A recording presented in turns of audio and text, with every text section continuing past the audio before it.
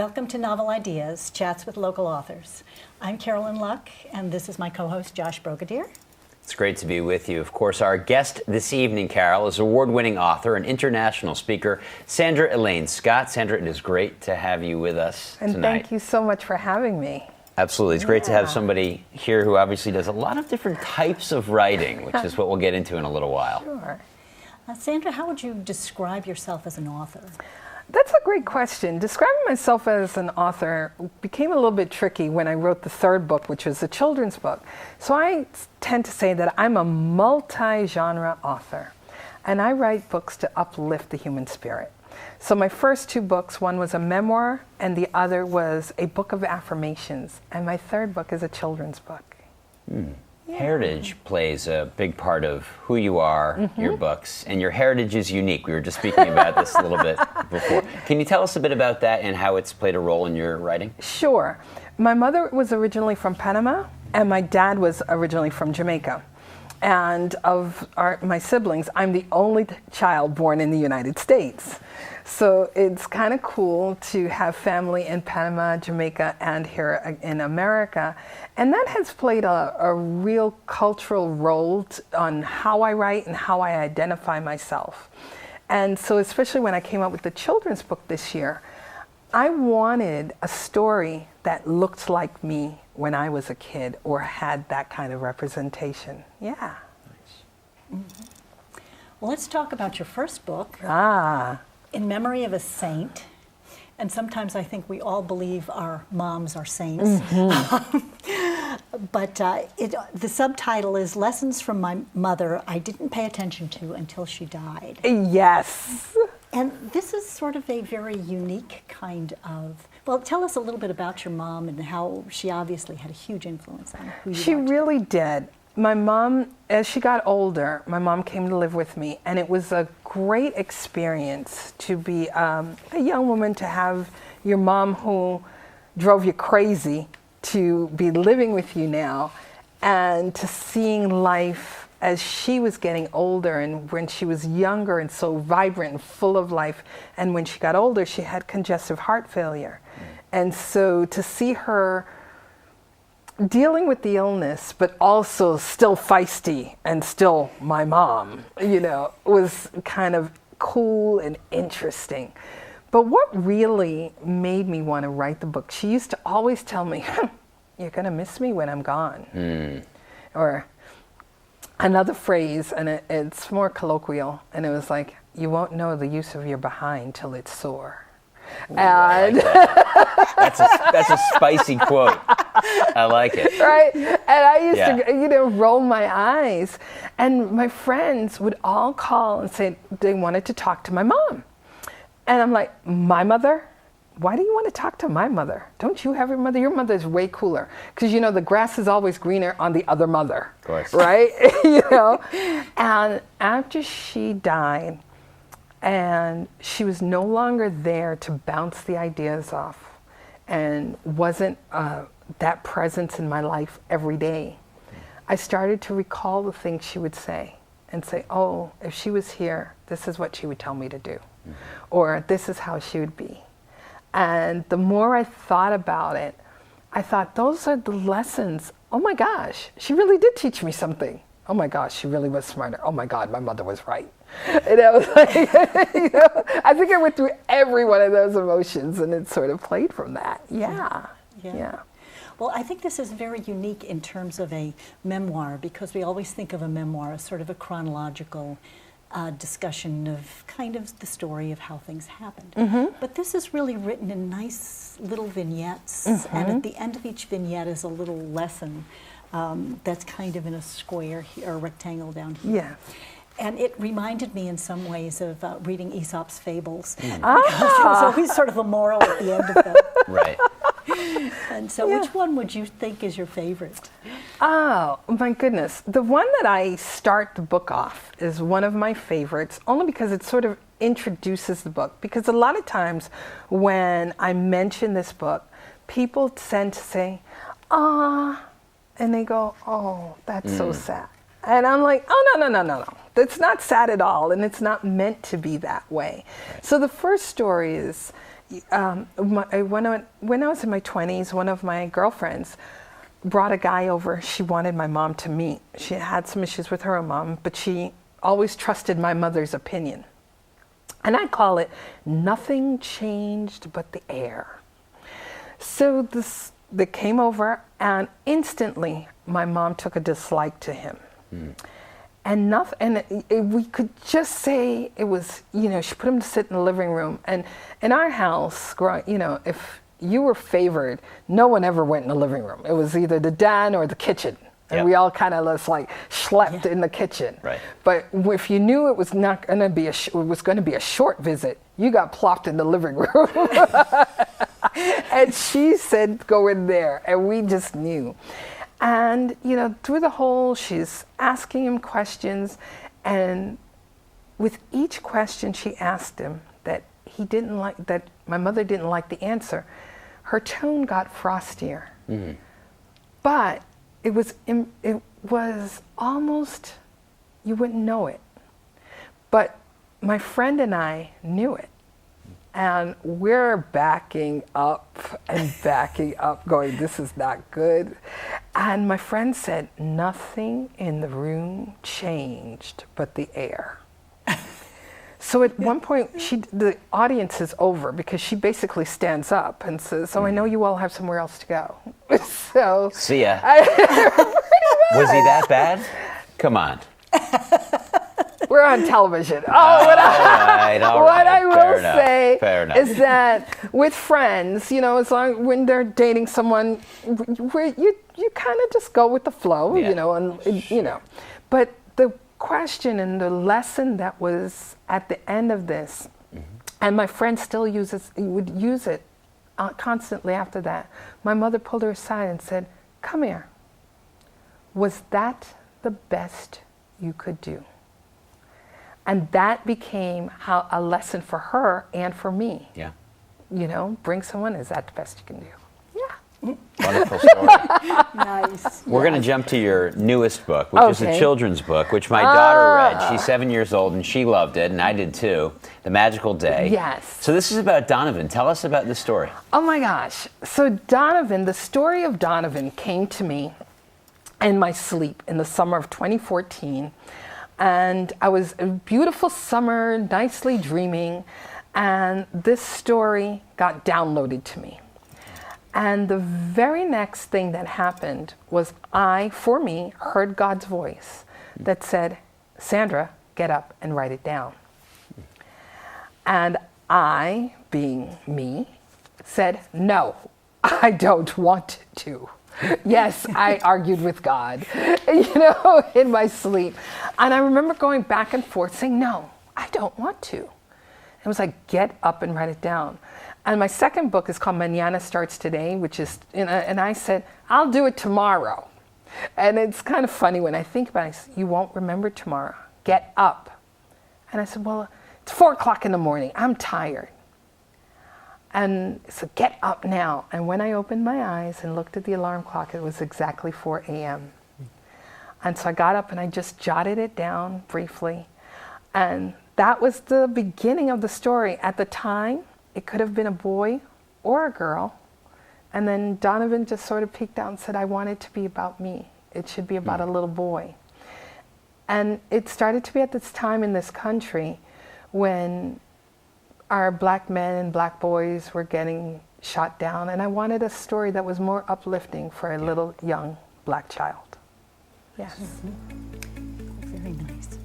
Well, your second book is very, very inspirational, and I think we're going to save this until after the break. Okay. And we'll delve into it then. All right. All right. Super. Great. And welcome back to Novel Ideas. Tonight we're actually talking with Sandra Elaine Scott about 3 of the books that she wrote. One of them is The Magical Day. It's a children's book, and I want to talk to you a little bit more about this book and really Donovan's journey, because he comes to the United States, he's far away from home, and he's not so comfortable right from the start. Exactly. And what his aunt and his cousin have devised for him is to go on a little magical adventure through town. And so what happens is that they give him a little treasure map, and she points him in the right direction. And the first stop he goes off and he meets firefighter Joey. And he stops at the fire station. And he learns all about firefighters and being brave.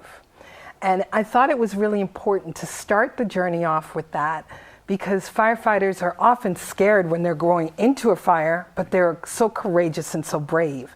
And so I wanted his journey to start with that. Then he goes on and meets the soldier, and he learns about being proud. And then he meets an elderly gardener and learns about finding joy. He meets a nun, Sister Eminem, and learns about having faith, which really meant having faith in himself. Right. You know, then he meets Enrique, which is the graffiti artist, right. the little teen, street teen, and learns about being creative. Right. And he meets who was helped by Sister Eminem. who was helped by as Sister well. Eminem. Sort Yeah, of got him back on his feet. And There's a story in that exactly. in and of itself. Yeah. And then he meets Sally Ann, who is a little girl in a wheelchair who's a future Olympian. Yeah. And then off to the library where he meets Miss Lily, the librarian. And in that, it's really engaging because with Miss Lillian, he wants to find books in Spanish, because you find out his parents are bilingual, and he wants to find books in Spanish and English. And she says to him, "Wow, you're smart." And it's about being smart. So he learns to find joy, to be smart, to be creative, to never quit. Yeah. And at the end of the day, he has gained so much confidence with each of the people. And he sees people waving to him through town on the way home. And he comes back in and he says, "Indeed, it was a magical day." Right, and we should point out also, I mean, this picture is really true to the book itself, because he's on this journey by himself, really. Yes. It wasn't supposed to be that way. We won't give away the whole book. He wasn't supposed to be walking around the town by himself. Here's a kid who's not from here, but right. really it worked out okay. And it worked out okay. Yeah. Yes. And as Very I tell nice. adults who are reading with their children, it is called the magical day. So suspend a little belief and just enjoy that we have the safety of a town that he can do that in. Sure. Yeah. Absolutely. Yeah. Oh, that's great. Well, let's move on to your second book. Mañana starts today, and it just absolutely strikes you to look at the cover. Where did this cover design come from? It pops off the shelf at you. That came from the artist is Jean Maniscalco, and she lived in Millis, and she was new to the town at the time, and the guy at the post office said, "Oh my gosh, you need to meet her. She's new, and I think you'd get along." And I remember passing her house, and she had purple garage doors, and everything was purple, and it wasn't suburban purple, but that bright purple, and I loved it. And she waved to me, and I said, "I wanted to meet you," and got to talking and found out she was an artist, and I'm like, "Oh my gosh, this is great, this is kismet. I have this book coming out." And she's like, "You don't understand, Sandra. I like color." I'm like, "Me too." I do understand. That's perfect. And Nice. from that was, she rendered, and that's where it came from. Yeah. Nice. Now, the title is Mañana Starts Today. We talked a bit about your multicultural background. Does that have something to do with this? Where did the title come from? It does. That was one of my mother's favorite quotes. She loved to say that she lived with a bunch of mañana people. That anytime she wanted something done, you were like, "Yeah, we're getting to it," She's like, I live with a bunch of mañana people. And when I got into training and coaching, and especially coaching people on living the life of their dreams, one of the things that I found out was that most people were waiting. They were waiting on their mañanas. They're waiting for their children to grow older, waiting till they get a new job, till they make more money, till they find the right guy or girl in their life. Nothing was ever happening now. And it was like, whatever you're going to do, take action and do it now. Wow. So now there's actually sort of an underlying message in here, and I think that sort of picks up on the message. And this isn't the kind of book you just pick up and sit down and read. So how would you engage the reader, or how do you expect the reader to? It's great. Use it? It's a book of affirmations. Is something that's going to retrain your mind and is going to help you in a different form. So, and the first affirmation we ever learned, which most of us don't realize when we were kids, was the little engine that could. When she says, I think I can, I think I can. So this is a way of retraining your mind that way. So to take this book, there's 49 affirmations and 3 that you make yourself. And you can flip it, pick up where you want to, and just, that's your affirmation for the day. Or maybe choose one for the week. It's up to you. Nice. Yeah. How did you come up with the 49 different affirmations? Were there some that were more special to you as you put them through? You wanted them to have a more prominent place in the book, or how did you do that?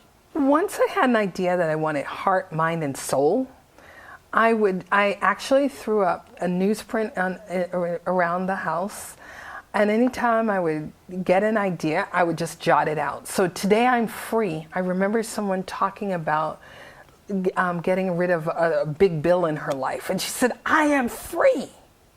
And I thought, aha, that's an affirmation. And you know, the ones on dreaming and on going for your goals. So I kind of wanted to I picked and chose and thought these are the ones I think would resonate with the common person. Yeah. Interesting. It's very interesting to me. We all, you know, coming with the new year, we're always saying it's resolution time and what am I going to make myself do this year? And somehow they never last. You know, if you make it a month or two, you feel like you've done pretty good. But this is something that kind of goes on. And since I first got your copy of the book, a lot of mornings I'll wake up and my brain is just spinning around with the millions of things I need to do. And I'll pick this book up and flip open a page to something, and all of a sudden it's like, okay, I can focus now. And I love that about the book. And every one of these is nice. So I'm curious to know which is your favorite.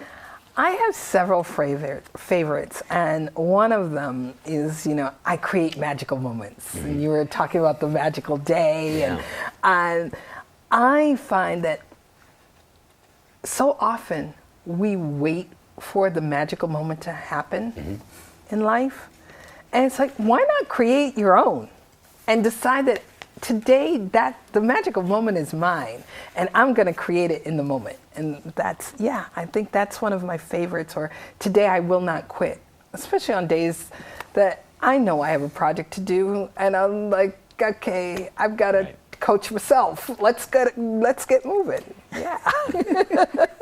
Nice. Would you read one of them for us? I absolutely will. So since Carol asked, and she's like, which is your favorite? And all of them are for different reasons and on different days.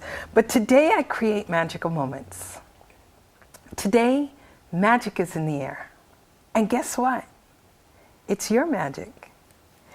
Everywhere you go today, feel that spark of creativity, ingenuity, and the wonderful burst of energy that is you. And just being alive. Today, the power is within you, and you can bestow that magic upon others. Feel the strength of who you are.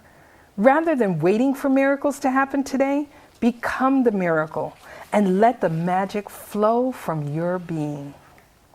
As you tend to your business today, discover the places where you can tap into that magic to create, be, and do. Magical moments happen when you allow the universe to conspire with you. Be exuberant in your being, be magical, and celebrate life. Today, I create magical moments. Nice. Oh, that's beautiful. That's Very really nice. Beautiful. Thank you. Terrific. So, what's next for Sandra Elaine Scott? Got a couple different type books here. I do. And I like that, I by the do. way. Let me just tell you, I like that. As someone who likes to do lots of different projects and not one specific one, I like that you have variety in your writing. Thank you. So what's coming up? Thank you. A couple of different projects. One is girls have been asking for a girl book. You know, they said you featured the boy, and are you going to do one with a little girl?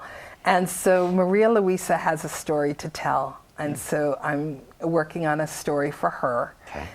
It's not quite there yet. Maria Louise is Donovan's cousin. Maria Luisa, I'm sorry, thank you for saying it, is Donovan's cousin in the story who doesn't go on the adventure, but she's there in the story. Sure. So I want a little girl book for that. And then the other project, which will be a longer project, is called Untitled.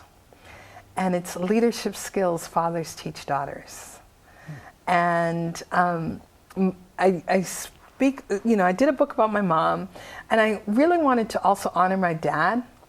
And one of the things that people ask me all the time is, you're self-assured and you're pretty confident. And I got some of that from my mother, but I got a lot of it from my dad and his skills set. So he walked around entitled, and I think he instilled that in us. Nice. So I want to do that, yeah. You mean entitled, just so I'm clear. Sometimes we think of entitled as a negative connotation of somebody who sort of feels like they belong everywhere, anytime. Yeah. And that's how he was. Fair enough. Exactly. A positive entitlement. You know what? Okay. It's funny because it is a word that people bristle with. Yeah, and I when you love said it. I wondered. And I love that. And remember, Carol and I had a conversation once, and she's like, "Well, you need another word," and I said, "Nuh-uh." I said, "That's the word I want." Remember, because of that same thing. Mm-hmm. And it's really interesting because men in general can walk around entitled and no one calls it being entitled. They're self-assured, they're confident, they have everything, they're leaders. And when a woman does it, it has more negative connotations. Right. So I'm saying what my father's masculine energy did for me was give that positive of entitlement. Terrific. Yeah. Very nice. I think it's probably about time for us to wrap up. I have one real quick question, though. Absolutely. How did you feel? You have several book awards, and Donovan's Magical Day. You received the first place award. How did that feel? Oh my goodness.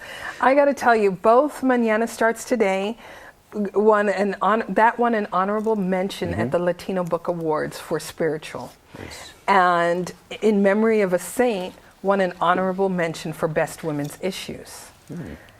The Magical Day won first place for Most Inspirational Youth Chapter Book at the International Latino Book Awards. And that was such an honor to just have your work really just a stamp of approval that way. And yeah, that was just the best. Well, thank you so much for being here with us tonight. And if you will want to read one of Sandra Elaine Scott's books. And the way you can do that, you can go to her website, sandraelainescott.com, all one word. Yeah. Autographed copies, I understand, if they buy from your site? You can buy autographed copies from my site. Terrific. Absolutely. Yes. Very nice. Yes. We thank you for being here. Yeah. Thank you. Well, thank you so much for having me. Absolutely. And we'd also like to thank Access Framingham for allowing us to put this program forth for you and celebrate wonderful authors like Sandra. We thank Scott, Francesca, Shavarsh, Jared, and the whole rest of the gang that works here. You're wonderful. I'd also like to give a big shout out to my co-host. It's always awesome working with you, Josh. Thanks so much, Carol. You too. And to our viewers, we hope you enjoyed this show this evening, and stay tuned for more novel ideas.